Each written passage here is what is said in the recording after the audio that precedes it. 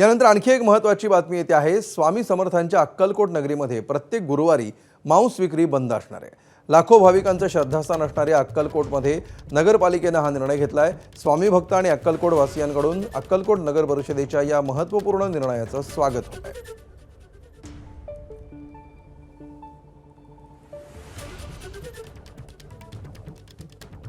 त्यामुळे अक्कलकोटमध्ये हा महत्त्वाचा निर्णय घेण्यात आलेला आहे। गुरुवारच्या दिवशी अक्कलकोटमध्ये मांस विक्री बंद असेल असा निर्णय जाहीर करण्यात आला आणि या सगळ्याचं अक्कलकोट नगरीतल्या नागरिकांकडून स्वागत होत असल्याचं सध्या दिसतं आहे।